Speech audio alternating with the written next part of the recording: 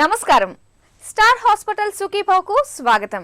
ఈ రోజు సుఖీభవలో ఇంటింటా హోమియో బ్రయోనియా, సిజేరియన్తో పిల్లలకు బ్లడ్ క్యాన్సర్ ముప్పు, కీళ్ల నొప్పుల నుంచి ఉపశమనం ఎలా, తల తిప్పుకు యోగా చికిత్స, ఇంకా హెల్త్ టిప్. సీజన్ మారినప్పుడు వాతావరణంలో వచ్చే మార్పుల మూలంగా మనకు తరచుగా జలుబు, దగ్గు, జ్వరం లాంటి అనారోగ్య సమస్యలు బాధిస్తూ ఉంటాయి.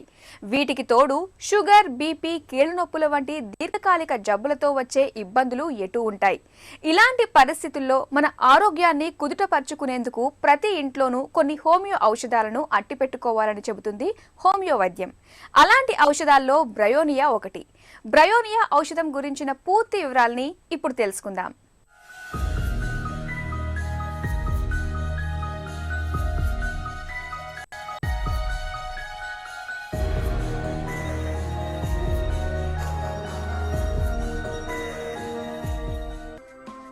బ్రయోనియా కంచెలపై పెరిగే మొక్కల వేళ్ల నుంచి ఈ ఔషధాన్ని తయారు చేస్తారు. బ్రయోనియా ఔషధానికి 3 విశిష్టమైన లక్షణాలు ఉన్నాయి. కదలికల మూలంగా బాధలు ఉద్రేకించటం అనేది బ్రయోనియా మొదటి లక్షణం. బ్రయోనియా వ్యక్తులు కదలినప్పుడల్లా శారీరక బాధల తీవ్రత పెరుగుతూ ఉంటుంది. శరీరంలో జిగురు పొరలు పొడారిపోవటం అనేది రెండో లక్షణం. నోరు పొడారిపోయి విపరీతంగా దాహం వేస్తూ ఉంటుంది. పేగుల్లో పొరలు పొడారిపోయి మలం పెంటికలుగా మారి మలబద్ధకం బాధిస్తూ ఉంటుంది. శరీరమంతా గుచ్చుకుంటున్నట్లుగా నొప్పులు ఉంటాయి. వీటినే స్టిచ్చింగ్ పెయిన్స్ అని కూడా అంటారు. ఈ 3 విశిష్ట లక్షణాలను గుర్తుంచుకుని బ్రయోనియాని ఎంపిక చేసుకోవాలని చెబుతున్నారు ప్రముఖ హోమియో వైద్యులు డాక్టర్ పావులూరి కృష్ణ చౌదరి.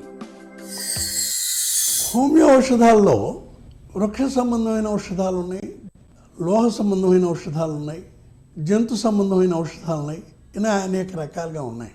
ఈ వృక్ష సంబంధమైన ఔషధాల్లో చాలా ముఖ్యమైనటువంటి ఔషధం బ్రయోనియా ఒకటి. బ్రయోనియా ఇది మొక్కల వేళ్ల నుంచి తయారయ్యేటువంటి ఔషధం. 2000 సంవత్సరాలకు ముందే ఈ ఔషధాన్ని వాడటం జరిగింది. దాన్ని హ్యానిమన్ మళ్ళీ పునఃప్రయోగం చేసి దానిలో ఉన్నటువంటి లక్షణాలన్నింటిని కనుక్కొని అది ఒక అమృత తుల్యమైనటువంటి ఔషధంగా హోమియోపతి వైద్యంలో ప్రవేశపెట్టాడు. సాధారణంగా ఏంటంటే 3 ముఖ్యమైనటువంటి లక్షణాలు ఉన్నాయి. ఏ లక్షణమైనా సరే ఒత్తి పట్టుకుంటే బాధ తక్కువగా ఉంటుంది. తలనొప్పి ఉందనుకోండి, ఒత్తి పట్టుకుంటే తలనొప్పి తక్కువగా ఉంటుంది. ఛాతీలో నొప్పి ఉందనుకోండి, ఒత్తి పెడితే తక్కువలో ఉంటుంది. అందువల్ల ప్రెషర్ అనేది ఏ బాధ అయినా సరే ప్రెషర్ తోటి తగ్గితే అప్పుడు బ్రయోనియా ఇవ్వాల్సి ఉంటుంది. తర్వాత బ్రయోనియా రోగిని కానీ తీసుకుంటే నాలుక మీద థిక్ కోటింగ్ ఉంటుంది, దాహం ఎక్కువగా ఉంటుంది, ఎక్కువ నీళ్లు తాగుతుంటాడు ఆ రోగి. ఈ లక్షణాలు కనపడితే అంటే నోరు పొడారిపోయి డ్రైనెస్, చర్మం పొడారిపోయి, అలాగే జిగురు పొరలు పొడారిపోయి దాహం ఎక్కువగా ఉంటే బ్రయోనియా తప్పక ఆలోచించాలి. ముఖ్యంగా గమనించాల్సిన విషయం ఏంటంటే వ్యాధి ఏదైనా కావచ్చు, నిమోనియా కావచ్చు, లేకపోతే ఫ్లూ కావచ్చు, ఏ థ్రోట్ పెయినో కావచ్చు, లేదా పొట్టలో నొప్పి అపెండిసైటిస్ కావచ్చు. బాధ ఎక్కడున్నా ఏదైనా తలనొప్పి పట్టుకుంటుంది. దీంట్లో headache present in all complaints, అది గుర్తుపెట్టుకోవాలి.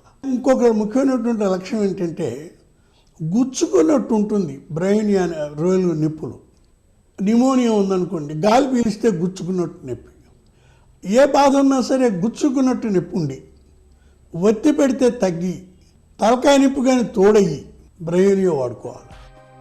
బ్రయోనియా వ్యక్తులు మానసికంగా చాలా సాధారణమైన వ్యక్తులు. సమస్యలతో సతమతమవుతూ ఆర్థికంగా నిలదొక్కునేందుకు ప్రయత్నిస్తూ ఉంటారు. ఒంటరిగా ఉండటానికి ఇష్టపడతారు. ఎప్పుడూ నిరాశగా కనిపిస్తూ ఉంటారు. నోరు పొడారిపోయినట్టుగా ఉంటుంది. చల్లటి నీళ్లు తాగటానికి మక్కువ చూపుతారు. ఒళ్లంతా కుట్టునొప్పుల మూలంగా తరచూ ఉద్రేకపడుతూ ఉంటారు. కదలికల మూలంగా బాధలు మరింతగా పెరుగుతుంటాయి. బ్రయోనియా వ్యక్తుల్లో ఇదొక ప్రత్యేక లక్షణం. స్త్రీలలో స్తనాల్లో వాపు ఉండి నొప్పులు పెడుతుంటాయి. గొంతు, ముక్కు వంటి శ్వాస అవయవాలు పొడారిపోయి తరచూ కంగుమని దగ్గుతూ ఉంటారు. బాధలు ఏవైనా వాటికి తలనొప్పి కూడా తోడవుతుంటుంది. బ్రయోనియా వ్యక్తులకు మలబద్ధకం అనేది ఒక పెద్ద సమస్యగా ఉంటుంది.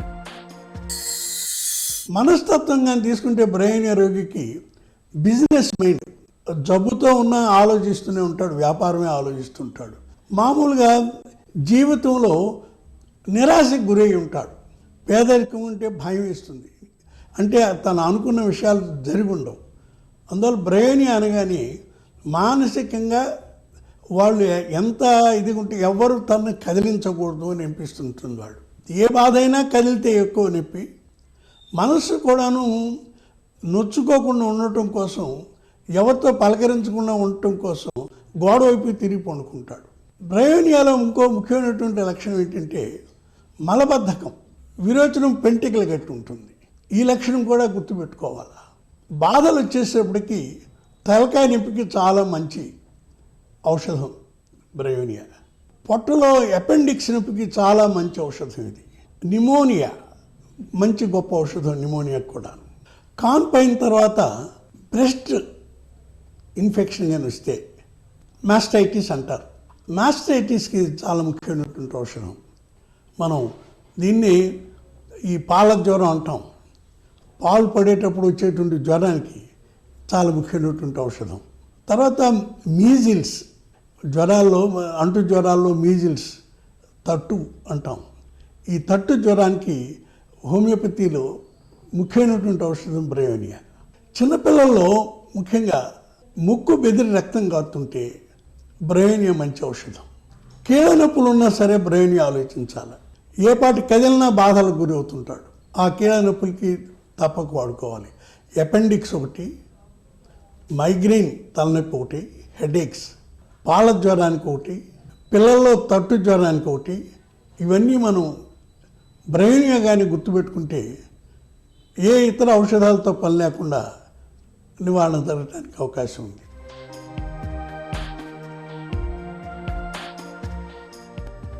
బ్రయోనియా తరుణ వ్యాధులకు మంచి ఔషధం. జ్వరాలు, ఫ్లూ, టైఫాయిడ్, నిమోనియా రోగులకు బ్రయోనియా వాడుకుంటే మంచి ఫలితం కనిపిస్తుంది. బ్రయోనియా వ్యక్తుల్లో జ్వరం క్రమక్రమంగా పెరుగుతుంది. ఈ ప్రత్యేక లక్షణాన్ని గుర్తుంచుకోవాలి. బ్రయోనియా వ్యక్తుల్లో శరీరంలో కుడివైపు బాధలు ఎక్కువగా ఉంటాయి. అపెండిసైటిస్కు బ్రయోనియా ఒక చక్కటి ఔషధం. తరచూ ముక్కు నుంచి రక్తం పడుతున్నప్పుడు బ్రయోనియాను ఎంపిక చేసి వాడుకోవాలి. మలబద్ధకం, తలనొప్పి, కీళ్ల నొప్పులకు బ్రయోనియా బాగా పనిచేస్తుంది. బ్రయోనియా 200 సి మాత్రల్ని ప్రతిరోజు ఉదయం, సాయంత్రం 4 చొప్పున మార్పు వచ్చే వరకు వాడుకోవాలి. ఇప్పుడు స్టార్ హాస్పిటల్ సమర్పించు హెల్త్ న్యూస్ మీకోసం.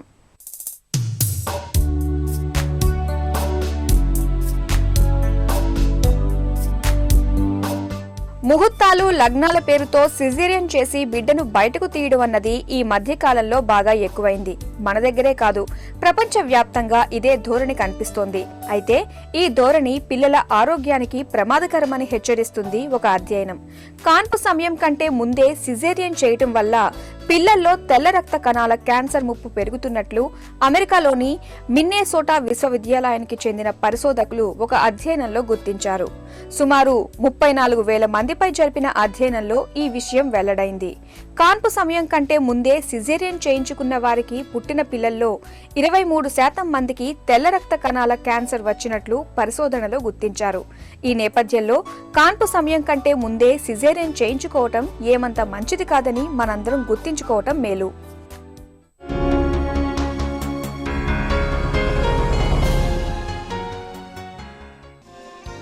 పచ్చి టమాటాల్లో ఉండే లైకోపీన్ బీపీని తగ్గిస్తుంది. కొవ్వు, కొలెస్ట్రాల్ ఎక్కువగా ఉండే పదార్థాలకు దూరంగా ఉండాలి.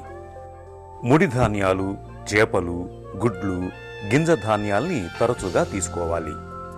రోజుకు 1 కప్పు మించి కాఫీ తాగొద్దు. అందులో ఉండే కెఫీన్ గుండెపై ఒత్తిడిని పెంచుతుంది. ఫలితంగా రక్తపోటు పెరుగుతుంది.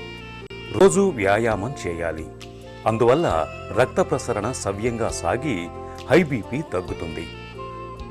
పచ్చటి చెట్ల మధ్య ప్రతినిత్యం అరగంట పాటు నడకను సాధన చేయటం మంచిది. ప్రాణాయామం, వజ్రాసనం, మత్స్యాసనం మొదలైన ఆసనాలు హై బీపీని తగ్గిస్తాయి. సిగరెట్, ఆల్కహాల్ లాంటి అలవాట్లు ఉంటే తక్షణం మానేయాలి. ఉసిరి పొడిని తేనెతో రంగరించి తింటే హై బీపీ తగ్గుతుంది. పుచ్చకాయ జ్యూసు అధిక రక్తపోటును నివారిస్తుంది. ఈ తేలికైన మార్గాలను ప్రతినిత్యం ఆచరిస్తూ ఉంటే అధిక రక్తపోటు చక్కగా అదుపులో ఉంటుంది. నరకం అంటే ఎలా ఉంటుందో కీళ్ల నొప్పులతో బాధపడే వారిని చూస్తే తెలుస్తుంది. పోటెత్తే నొప్పుల మూలంగా కాసేపు స్థిమితంగా కూర్చోలేరు. కాస్త దూరం నడవగానే నొప్పులు తట్టుకోలేక కూలబడిపోతూ ఉంటారు. చివరికి విశ్రాంతిగా పడుకున్న కీళ్లలో సూదిపోట్లు లాంటి నొప్పులు వేధిస్తూనే ఉంటాయి. మరి ఈ నొప్పుల నుంచి ఎలా ఉపశమనం పొందాలి? పోటెత్తే నొప్పుల తీవ్రతను తగ్గించుకునేందుకు ఏం చేయాలో ఇప్పుడు తెలుసుకుందాం. కీళ్ల నొప్పులు బాధిస్తున్నప్పుడు జీవనశైలిలో కొన్ని ప్రత్యేక జాగ్రత్తలు తీసుకోవడం వల్ల మంచి ఉపశమనం లభిస్తుంది.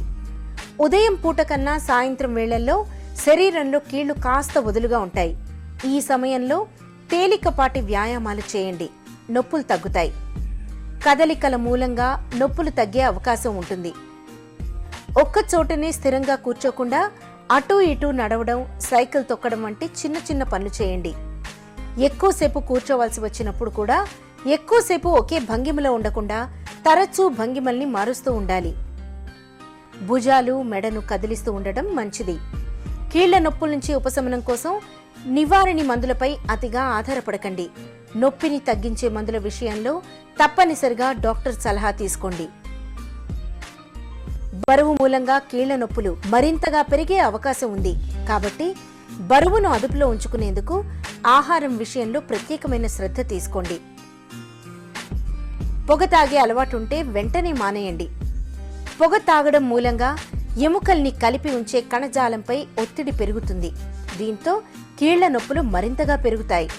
డాక్టర్ దగ్గరకు వెళ్ళినప్పుడు కీళ్ల నొప్పులకు సంబంధించిన అన్ని వివరాలను చెప్పండి. కొన్నిసార్లు కేవలం వయసు మాత్రమే కాదు, ఇతరత్రా అంశాలు కూడా కీళ్ల నొప్పుల్ని తెచ్చిపెడుతూ ఉంటాయి. ఎత్తైన ప్రాంతాలకు వెళ్ళినప్పుడు, ప్రయాణాలు చేస్తున్నప్పుడు మనలో కొంతమందికి తలంతా తిప్పుతున్నట్లుగా, కళ్ళు తిరుగుతున్నట్లుగా ఉంటుంది. వాంతి అవుతుందేమోనని అనిపిస్తూ ఉంటుంది. అయితే ప్రయాణాలు చేయకపోయినా, ఎత్తైన ప్రాంతాలకు వెళ్ళకపోయినా మనలో కొంతమందికి అస్తమానం తల తిప్పుతున్నట్లుగా, కళ్ళు తిరుగుతున్నట్లుగా ఉంటుంది. ఈ రకమైన పరిస్థితిని డాక్టర్లు వెట్టైగో అని, డిజినెస్ అని పిలుస్తారు. వెట్టైగో సమస్యతో బాధపడే వారికి యోగాసనాలు ఎంత ఉపయుక్తంగా ఉంటాయో ఇప్పుడు తెలుసుకుందాం.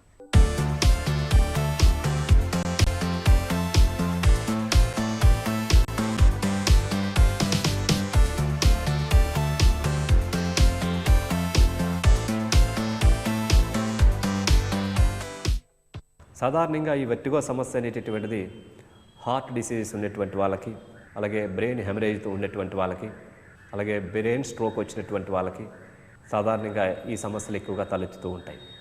ఇటువంటి సమస్యలు ఉన్నటువంటి వాళ్ళకి తల తిప్పడం, అదేవిధంగా ఎక్కువగా వామిటింగ్ సెన్సేషన్, తలనొప్పి రావడం, ఇద్దరిద్దరుగా కనిపించడం, ఇట్లాంటివన్నీ కూడా సిమ్టమ్స్ జరుగుతూ ఉంటాయి. ఇట్లాంటి వెర్టిగో సమస్యలకి యోగాలో చక్కటి పరిష్కారం ఉంది. ముందుగానే ఈ యోగాసనాలు, ప్రాణాయామాలు చేసినట్లయితే గనక ఈ విధమైనటువంటి సమస్యల నుంచి బయటపడడమే కాకుండా ప్రివెంటివ్ కేర్గా ఇవి రాకుండా ఉండే విధంగా బాడీ స్టామినాని మనం చాలా వరకు పెంచుకోవచ్చు. దాంట్లో భాగంగా ఈరోజు మనం తెలుసుకోబోతున్నాం హలాసనము మరియు ఆది ముద్ర ప్రాణాయామం. ఈ రెండు కూడా ఈ వెర్టిగో సమస్యలకి చాలా అద్భుతంగా పనిచేస్తాయి. ఇప్పుడు మనం చేయబోతున్నాం హలాసనం. హలము అంటే నాగలి అని అర్థం.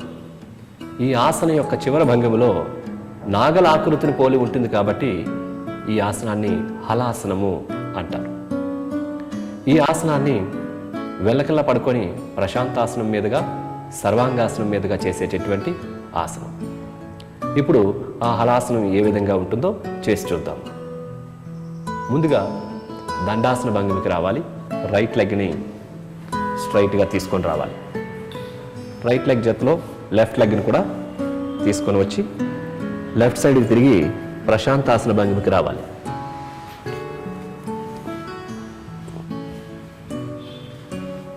ఈ ప్రశాంతాసన భంగిమ మీదుగా సర్వాంగాసనానికి రావాలి. లెఫ్ట్ లెగ్ని ఫోల్డ్ చేసి లెఫ్ట్ లెగ్ జతలో రైట్ లెగ్ని కూడా ఫోల్డ్ చేసి ఇప్పుడు 2 కాళ్ళని లిఫ్ట్ చేసి బాడీని లిఫ్ట్ చేయాలి. 2 చేతులతో వీపుకి సపోర్ట్ చేయాలి. కాళ్ళు 2 స్ట్రైట్గా తీసుకొని రావాలి. బాడీ స్ట్రైట్ ఉండాలి, లెగ్ స్ట్రైట్ ఉండాలి. ఇప్పుడు ఈ 2 కాళ్ళని చేతుల సపోర్ట్ తొలగించి వెనక్కి తీసుకొని రావాలి.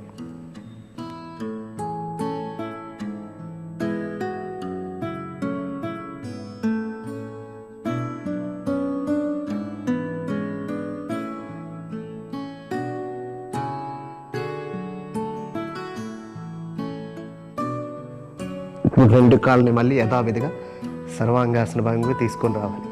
2 చేతులతో వీపుని సపోర్ట్ తీసుకోవాలి, వెన్నుముకను సపోర్ట్ చేయాలి. 2 కాళ్ళని ఫోల్డ్ చేసి నిదానంగా చేతుల సపోర్ట్ తొలగించి వెన్నుముకని శరీరానికి కిందకి తీసుకొని రావాలి.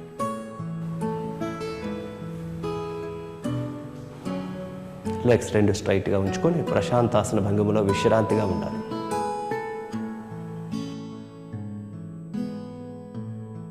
టర్న్ టు లెఫ్ట్, ఎడం ప్రక్కకి తిరిగి కుడి చేయి సపోర్ట్ తీసుకొని నిదానంగా లేచి కూర్చోవాలి.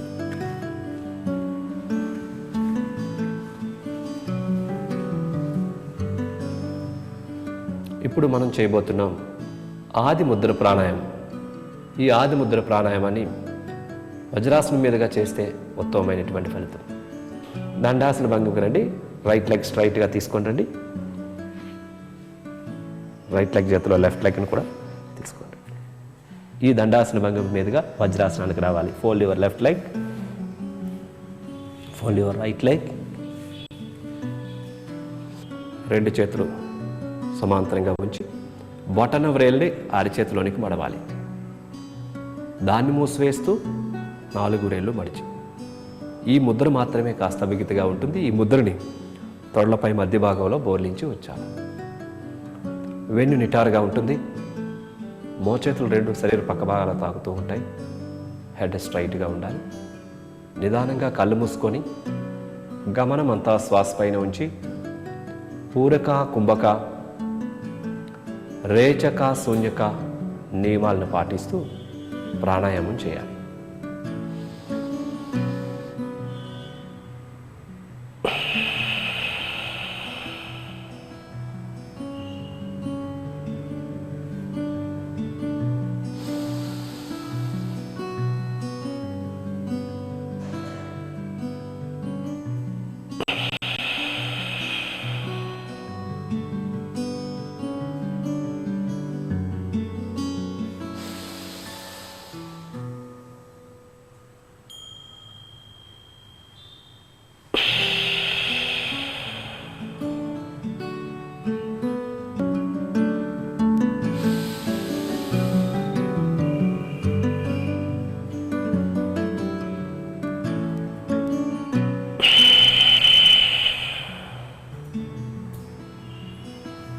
శ్వాసను విడిచిపెట్టిన తర్వాత ఆపాలి. 2 చేతుల్ని ముద్ర నుంచి రిలీజ్ చేయాలి. 4 వేళ్ళు రిలీజ్ చేసి బాటన వేలు రిలీజ్ చేయాలి. ఇప్పుడు వజ్రాసనం మీదుగా బయటికి రావాలి.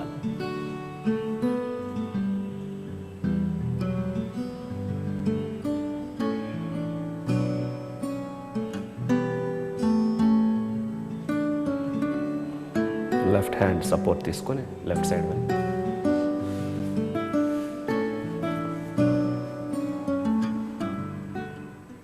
చూశారు కదండి.